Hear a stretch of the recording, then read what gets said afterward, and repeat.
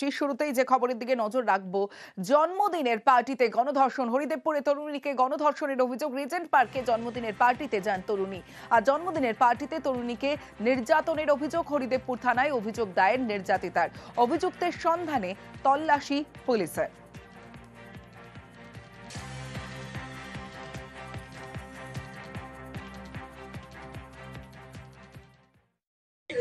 গতকাল রাতে আমরা কমপ্লেন পেয়েছি, আমাদের কেস শুরু হয়ে গেছে আর আমাদের ইনভেস্টিগেশন প্রসেস চলছে।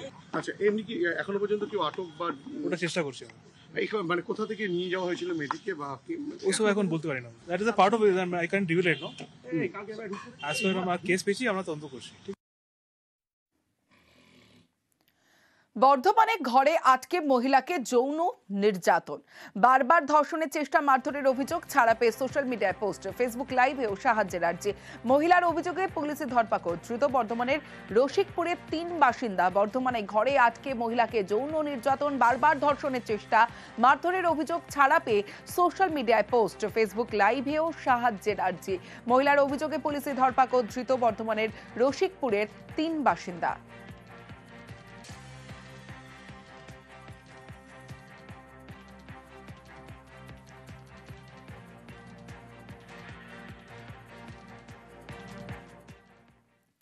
গোল্ড লোন শোধ করেও ব্যাংক থেকে উধাও গয়না। ব্যাংকের লকার থেকে উধাও প্রায় কোটি টাকার সোনার গয়না। ভবানীপুরের এক রাষ্ট্রায়ত্ত ব্যাংকের বিরুদ্ধে অভিযোগ। তদন্তে নামে কলকাতা পুলিশের গোয়েন্দা বিভাগ। অভিযোগকারী সই জাল করে লকার থেকে গয়না তোলা হয়। হ্যান্ড রাইটিং এক্সপার্টের রিপোর্টে তথ্য। গ্রেফতার তৎকালীন ক্যাশিয়ার অর্ণব বিশ্বাস। পুলিশের নজরে ব্যাংকের তৎকালীন ম্যানেজার এবং কর্মীরাও। আমার মা গোল্ড লোন নিয়েছিল 2017 আগস্টে। এবার ওটা মা যে থাকছিলেন এখানে, কলকাতায় ছিলেন না, মা বাইরে ছিলেন।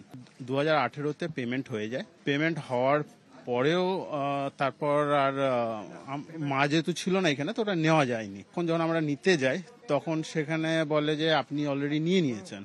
ওরা একটা ফজ সিগনেচার দেখায়, দেখে বলে এই তো আপনি সই করে নিয়ে চলে গেছেন। তখন আমাদের ডাউট হয় ওরা নিশ্চয়ই কিছু একটা নোকানো বা সাপ্রেস করার চেষ্টা করছে। তখনই আমরা বাধ্য হয়ে তারপর পুলিশের দ্বারস্থ হই।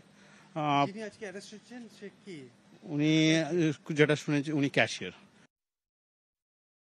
80 লক্ষ টাকার একটা গোল্ড অর্নামেন্ট ডিপোজিট করে একটা লোন নেওয়া হয়েছিল। গোল্ড অ্যান্ড ডায়মন্ড দুটোই ছিল, and it was totally refunded the gold amount. But suddenly গোল্ডটা নিতে যাই, ওভারনাইট কি হয়, গোল্ডটা গায়েব হয়ে যায় on the base of fraud signature, যেটা ডিফেক্টিভ কমপ্লেন্ট কখনো ছিলই না। After that internal investigation took place. ব্যাংকের এসবিআই যেটা নিজে করেছে তার থেকে কিছুই আসেনি। Everything was concocted and got up. At the end of the day, we had to file an FIR. On the basis of that, the current arrests were made. উনি cashier ছিলেন, প্লাস ভল্টো ম্যানেজ করতেন।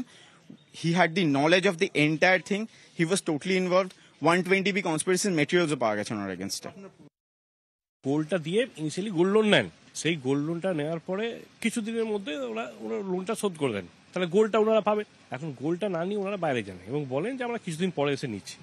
যখন ফিরে এসে বলেন গোল্ডটা ফেরত দিন, তখন ওনারা বলেন আমরা তো গোল্ডটা নিয়ে চলে গেছেন, এবং সেই রেসপেক্টে ডকুমেন্ট দেখায় যে ওরা সই করে নাকি গোল্ড নিয়ে গেছে। এবার এই সইটা দেখা যাচ্ছে যে ইনাদের সই নয়। তারপর নিশ্চয় ব্যাংকের ভেতরে যারা আছে তারা ছিলেন। আজকে যাকে নিয়ে এলাম তাকে তিনি ওর মধ্যে যুক্ত ছিলেন, সেই টেনিয়রে উনি কাস্টাডিয়ান ছিলেন এবং ওনার নলেজ আছে, ওনার ইনভলভমেন্ট আছে, আমরা পাচ্ছি। আজকে কোর্টে নিয়ে এসেছিলাম, লাইট কোর্ট 9 দিনে পুলিশ কাস্টাডি গ্রান্ট করেছেন। দিল্লি পুলিশের পরিচয় দিয়ে সোনার গয়না লুট। ধূপগুড়িতে অবসরপ্রাপ্ত সেনাকর্মীকে বোকা বানিয়ে গয়না লুট। বাজার সেরে বাড়ি ফেরার পথে বিপত্তি। কৃষ্ণকুমার রায়ের পথ আটকায় 2 বাইক আরোহী। দিল্লির পুলিশ কর্তা পরিচয় দিয়ে হিন্দিতে কথা। ফাঁকা রাস্তায় গয়না পরে ঘোড়া নিয়ে সতর্কবার্তা দেন, আর সোনার চেন আংটি খুলে তাদের হাতে দেন কৃষ্ণকুমার। কাগজে মুড়ে গয়না ফেরত দেয় তারা। বাড়ি ফিরে দেখা যায় কাগজে মোড়া শুধুই বালি। এলাকা সিসি ক্যামেরার ফুটেজ দেখে তদন্তে ধূপগুড়ি থানার পুলিশ। আমরা দিল্লি টিকার আইডেন্টি কার্ডও দেখা জানো বলে আমরা দিল্লি টিকার এরকম সবার গলা কাটা কোনো নিয়ে যাচ্ছে, ওগুলো করা যাবে না, খুলে আপনি পকেটে রাখেন। আমি বললাম ওর পাশেই একটা লোক আসছে, ও তুলে দিল চেনটা। তারপরে আমারটা আপনি খুলে আমি ও কাগজ দিল, আমি প্যাকেট করে ইয়ে করে, তখন ওই চান্সে ও ওটা চেঞ্জ করে আমাদের বালুর টোপলা দিয়ে। কি পরিচয় দিচ্ছে ওরা দাঁড়ায়? ওরা বলছে আমরা দিল্লি টিকার। দিল্লি পুলিশ? হ্যাঁ। না, নিরাপত্তার অভাব নেই, কিন্তু কিছু কিছু জায়গায় এরকম যারা ভিন রাজ্য থেকে কিছু লোক এসছে, পুলিশ তদন্ত আছে এবং আমরা খুব আশাবাদী যে এর আগেও অনেক চুরি হয়েছে, সেগুলো অনেকটাই রিকভারি হয়েছে। এই ধরনের একটা টিম আছে, যেটা পুলিশ আরও সজাগ থাকতে হবে অবশ্যই। কলকাতায় পেট্রোল পাম্পে দুষ্কৃতী তাণ্ডব। রাতে গাড়ি নিয়ে নেতাজি নগরে পাম্পে 4 যুবক আচমকাই গাড়ি থেকে নেমে কর্মীর উপর চড়াও। পাম্পের কর্মীকে চড় থাপ্পড় মারার অভিযোগ। হামলার পর ফোনে দলবলকে খবর দেয় 4 দুষ্কৃতী। আর এরপরেই পেট্রোল পাম্পে চড়াও আরো 10 দুষ্কৃতী। ব্যাট লাঠি দিয়ে কর্মীদের এলোপাথারি মারধর। পেট্রোল পাম্পের আলো বন্ধ করতে হুমকি। রাতেই পুলিশের জালে 2 দুষ্কৃতী। বাকিদের খোঁজে সিসি ক্যামেরা ফুটেজে নজর। সিএনজি দেওয়া হচ্ছে, লাইন বাই লাইন দেওয়া হচ্ছিল, তখন একটা গাড়ি এসেছে, উনি 4 জন নেমেছে, আমাদের স্টাফ সাথে ঝগড়া অশান্তি চালু করে দিয়েছে। আমরা তো ঝগড়া হামেশা মিটে চেষ্টা করি, কি ঝগড়া যত মিটে যাবে ওর তো ভালো হবে, কিন্তু এখন আমার স্টাফ ইয়া আমরা সবাই লোক ভয়ের মধ্যে আছি। সিএনজি নিয়ে হার্ট পাম্পে এটা ঝগড়া অশান্তি হচ্ছে, এটা অ্যাকচুয়াল মে সব লোক আগে পাচ্ছে না, এই জন্য ঝগড়া অশান্তি হয়, এটা নর্মাল কথা।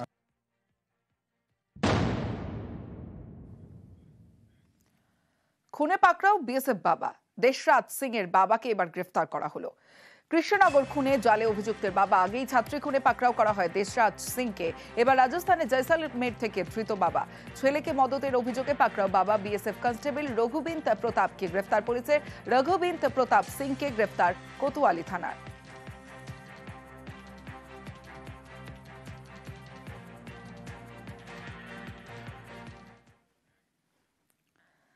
প্রেমিককে সঙ্গে নিয়ে স্বামীকে খুন। পুলিশের জেরায় খুনের অভিযোগ কবুল স্ত্রীর। স্ত্রীকে জেরা করে পাকড়াও প্রেমিকও। পূর্ব মেদিনীপুরের রামনগরে খুনের অভিযোগ। 30 আগস্ট শ্বাসরোধ করে খুনের অভিযোগ। খুনের পরই দীঘায় গা ঢাকা অভিযুক্ত যুবকের। গ্রেফতারি এড়াতে বন্ধ করে দেয় মোবাইল ফোনও। এগরায় ফিরতেই পুলিশের জালে অভিযুক্ত যুবক।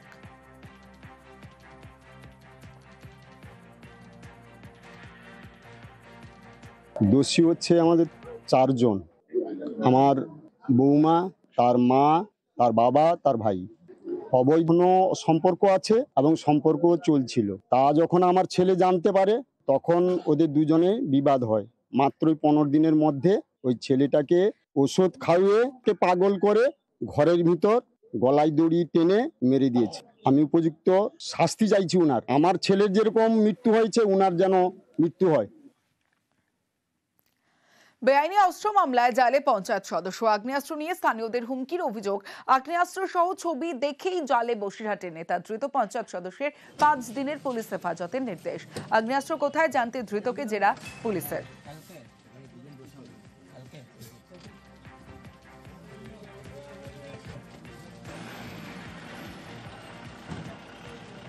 বেআইনি অস্ত্র মামলায় জালে পঞ্চায়েত সদস্য। আগ্নেয়াস্ত্র নিয়ে স্থানীয়দের হুমকির অভিযোগ। আগ্নেয়াস্ত্র সহ ছবি দেখেই জালে বসিরহাটের নেতা। ধৃত পঞ্চায়েত সদস্যের 5 দিনের পুলিশ হেফাজত। আগ্নেয়াস্ত্র কোথায় জানতে ধৃতকে জেরা পুলিশের।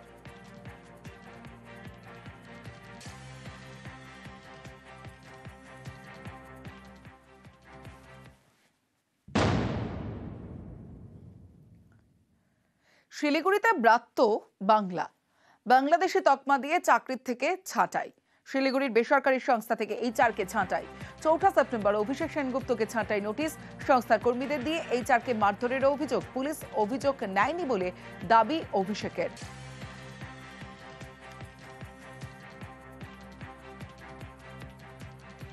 কোম্পানিতে আমি এইচআর ম্যানেজার পজিশনে আছি, তো ওখানে আমার সাথে একটুখানি গন্ডগোল হয়। বাংলায় কথা বলি এবং আমি সংখ্যালঘু সম্প্রদায়ের ঘেঁষা বলে এই তকমা দিয়ে আমাকে বাংলাদেশি আখ্যা দিয়ে ওরা আমাকে বিনা কারণ আমাকে ওখান থেকে ছাঁটাই করা হয় অনৈতিকভাবে। এটা 3 তারিখে হয়, আচমকাই হয়, এবং তারপরের দিন 4 তারিখে ওরা আমাকে জবরদস্তি এখান থেকে প্রায় কিডন্যাপ করার মতন করে আমার বাড়ির কাছ থেকে করতে চায় এবং আমাকে মারধর করে। পুলিশ আমার কমপ্লেন নিতে চায়নি। লাস্টে আমি টক টু মেয়রে, মাননীয় মেয়র গৌতম দেব ওনার মহাশয়, ওনার কাছে আমি কমপ্লেনটা করি।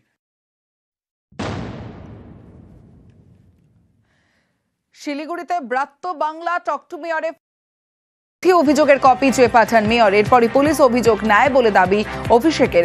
অভিযুক্ত সংস্থার কর্তার দায় সারা জবাব। থ্যাংক ইউ বলে ফোন কাটলেন সংস্থার কর্তা।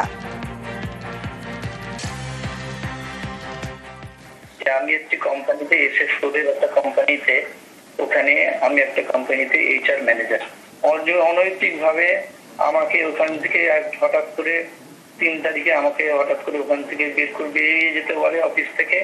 আপনার চাকরি সংক্রান্ত যেটা সমস্যা সেটা এখানে লেবার অফিসে জানান, একটা চিঠি করে লেবার অফিসে জানান, কলেজ পাড়ায় লেবার অফিস আছে, সেখানে ডিটেল জানান, সমস্ত কপি আমাকে দিন, আর ঘটনাটা পুরো লিখে আমাকে দিন, আমি আমার মতো করে করছি বিষয়টা। এবার দেখাবো জঙ্গল ছেড়ে গ্রামে হাতির দল, লোকালয়ে ঢুকলো 25 বুনো হাতি। আলিপুরদুয়ারের মাদারিহাটের মালঙ্গি বস্তিতে ঢোকে হাতির দল। দলমনি ফরেস্ট থেকে গেরগেন্ডা সেতুর নিচ দিয়ে মালঙ্গি বস্তিতে ঢোকে হাতির দল এবং হাতির দলকে ফের জঙ্গলে ফেরানোর ব্যবস্থা বন দফতরের।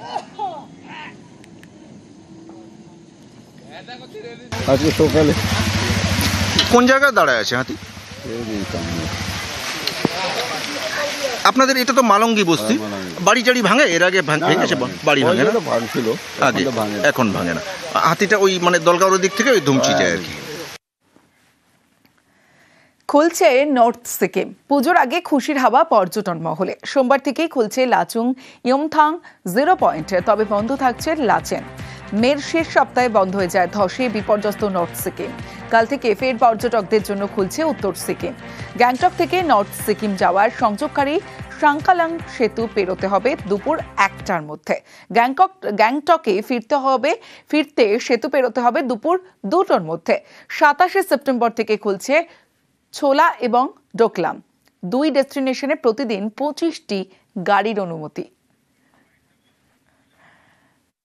উত্তর সিকিম প্রায় 3 মাস পরে খুলছে এবং এই মুহূর্তে লাচুং, তারপরে ইয়ংথাং এবং 0 পয়েন্ট, এই যে জায়গাগুলো আছে সেই জায়গাগুলোকে অ্যালাউ করা হয়েছে।